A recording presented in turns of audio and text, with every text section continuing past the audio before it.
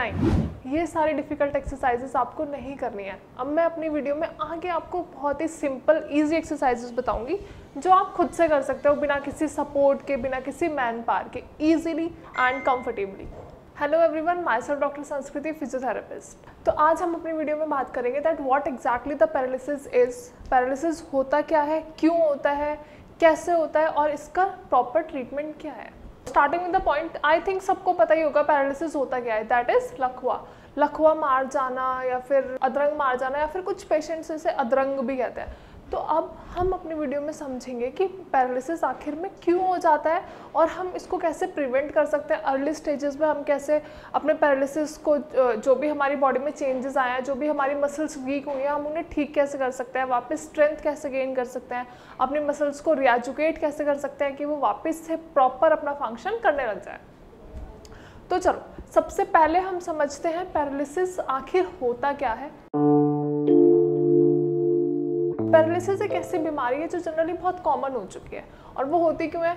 जब भी हमारे ब्रेन में इम्प्रॉपर ब्लड सप्लाई होती है, मतलब ब्रेन की ब्लड सप्लाई किसी भी तरीके से कट ऑफ हो जाती है। सपोज, चलो अब इसे एक एग्जाम्पल की तरह समझते हैं। हम सबके घरों के छत में एक वाटर टैंक होता है, उसमें पानी कैसे जाता है? मोटर से, एज यूजुअल मोटर सप्लाई के थ्रू हम वाटर ऊपर पहुँचाते हैं और फिर वही वाटर टैंक से हमारे घरों की टैप्स में आता है, किचन, बाथरूम, हर जगह, है ना। तो same goes with the brain. जो हमारी आर्टरीज हैं जो ब्लड सप्लाई करती है हमारी ब्रेन तक, तो उनमें किसी भी रीज़न से एक क्लॉट जम जाता है या फिर एट टाइम्स क्या होता है कि जो हमारी ब्लड वेसल है वो फट जाती है, तो ब्रेन तक प्रॉपर सप्लाई नहीं हो पाती ब्लड की, जिस वजह से पैरालिसिस या स्ट्रोक का अटैक आता है। तो अब हम बात करते हैं कि पैरालिसिस आखिर क्यों होता है। पैरालिसिस एक्चुअली में होता क्या है? पैरालिसिस वही बीमारी है जो हमारे स्ट्रोक की वजह से होती है। समझो, improper blood supply can lead to paralysis, ठीक है। जब हमारी बॉडी में प्रॉपर ब्लड सप्लाई नहीं है तो उसकी वजह से पैरालिसिस हो जाता है।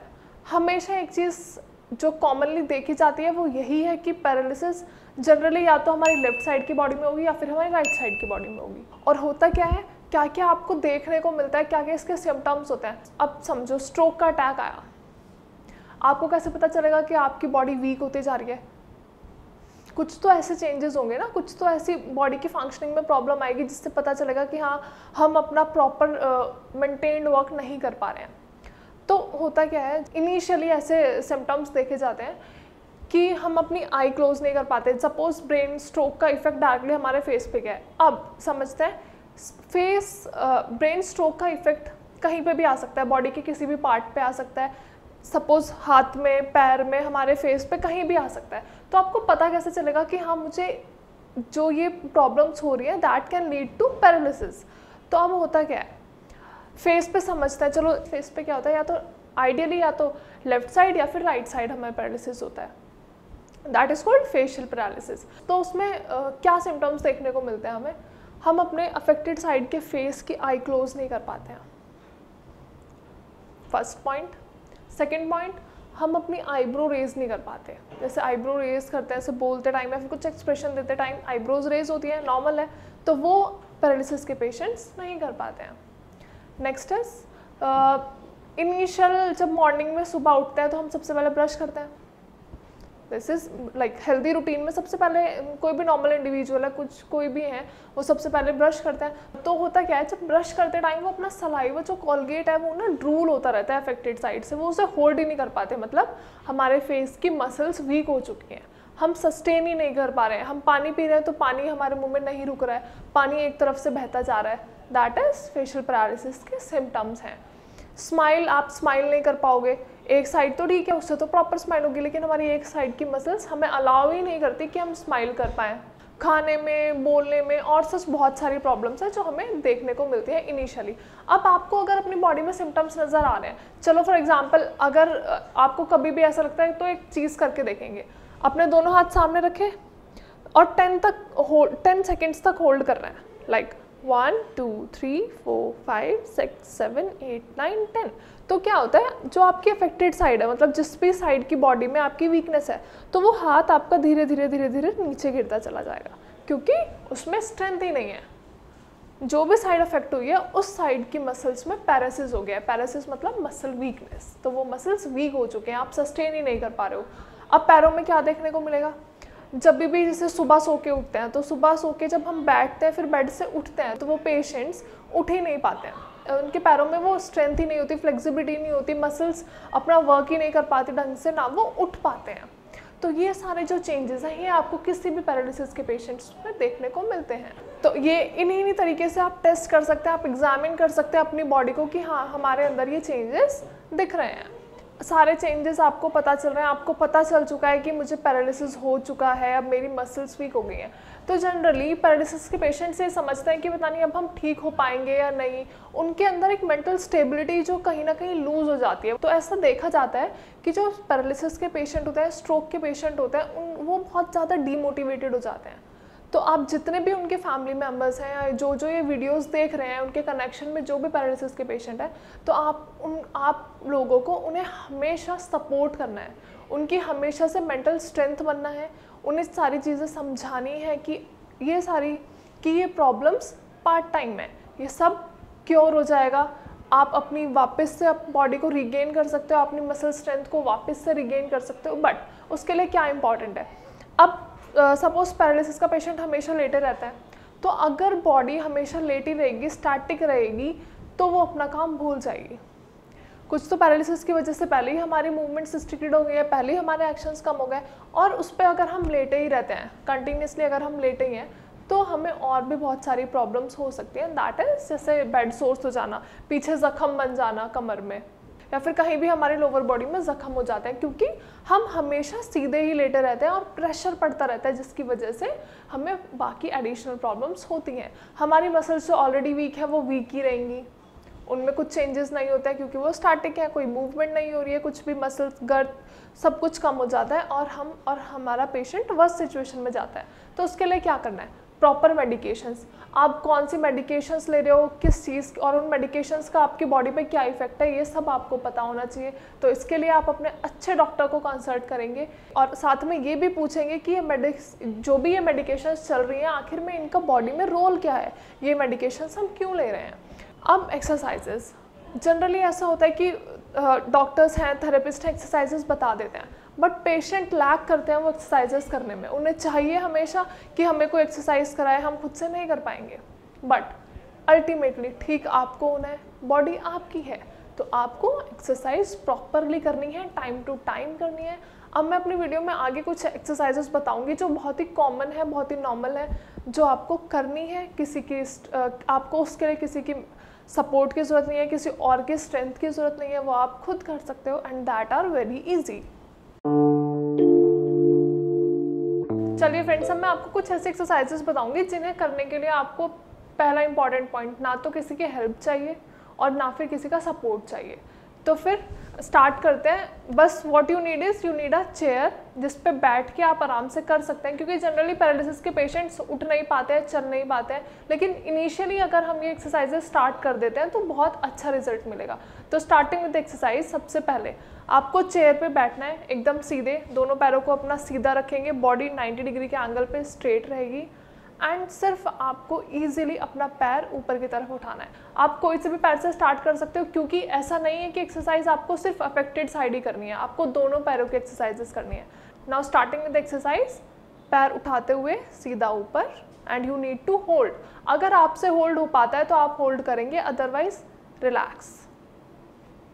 Now again with the next leg, raise. अगर आप होल्ड कर पाते हो तो होल्ड करना है for 5 second, like you can count for the 5 seconds, 1 2 3 4 5, relax.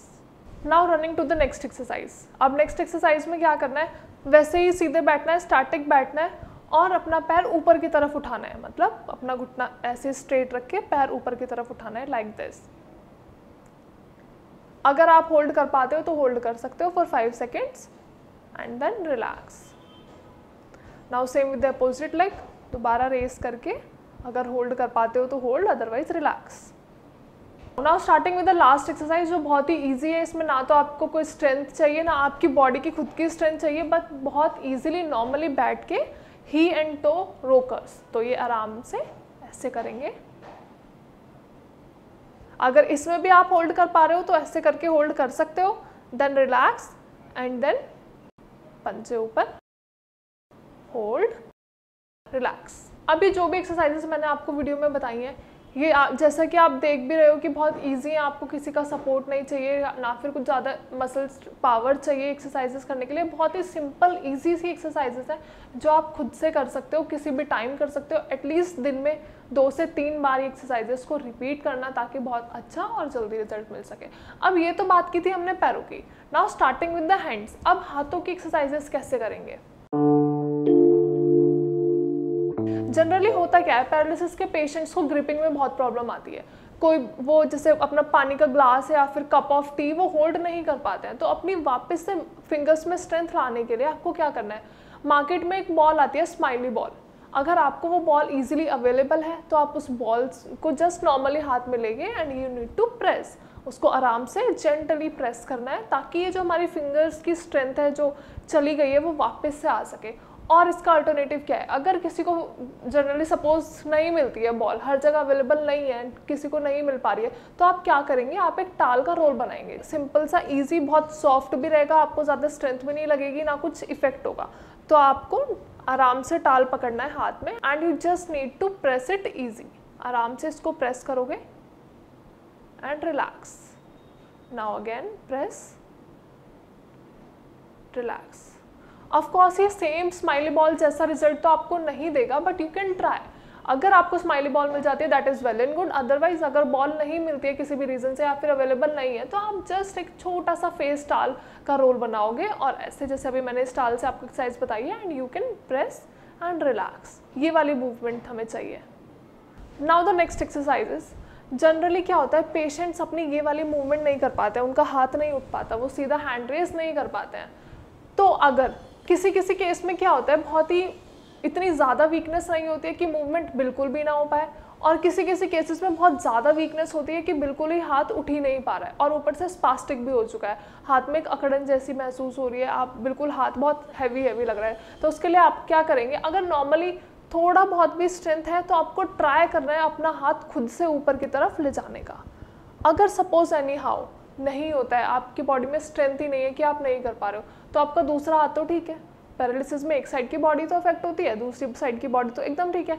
तो आपको इस हैंड के सपोर्ट से ये वाला हाथ ऊपर की तरफ लिफ्ट करना है, like this, and relax. Easy, simple. तो आपको ये नहीं सोचना है कि आपको मुझे मतलब जैसे मैं बेड पे लेट ही चुका हूँ, मुझे पैरालिसिस हो चुका है, मेरी बॉडी में स्ट्रेंथ ही नहीं है, ये सारी चीज़ें नहीं सोचनी है। इनफैक्ट आपको ये सोचना है कि मैं अपनी स्टैटिक बॉडी को यूज़ में कैसे लेके आऊँ, जो मेरी दूसरी साइड की बॉडी है जो ठीक है, हेल्दी है, मैं उसका यूज़ करके अपनी पैरालाइज्ड बॉडी को ठीक कैसे करूँ। ये सारी चीज़ें आपके माइंड में आना चाहिए, ये सारी चीज़ें आपके मेंटल थॉट्स होने चाहिए कि मुझे खुद से ठीक होना है तो मैं क्या क्या ट्राई कर सकता हूँ। Now taking with the next example, ये वाली मूवमेंट है, अगर आप नहीं कर पा रहे हो, जैसे नॉर्मली जिम करते हैं, डंबल लेके वाली मूवमेंट करते हैं, आप पहले करते थे, अब नहीं हो पा रही है आपसे, तो कैसे करोगे। अगर मसल पैरालिसिस में है, बहुत ज़्यादा पैरालिसिस है, मतलब बहुत ज़्यादा वीक है, तो आप नहीं कर पाओगे, लेकिन इस वाले हैंड के सपोर्ट से आप कर सकते हो। तो ये वाली मूवमेंट इस हैंड के सपोर्ट से you can do and relax. Generally ऐसा होता है कि हाथ ऊपर ले जाने में ज़्यादा मेहनत लगती है क्योंकि ये एंटी ग्रेविटी मूवमेंट हो रही है, लेकिन जब हाथ नीचे आता है तो दैट इज़ ईजी, वो आराम से आता है। लेकिन पैरालिसिस के पेशेंट्स में क्या होता है, वो बहुत झटके से सारी चीज़ें करते हैं, तो वो झटका, वो मसल जर्क अवॉइड करने के लिए आपको हैंड का सपोर्ट लेना है throughout, and you will do this and then relax.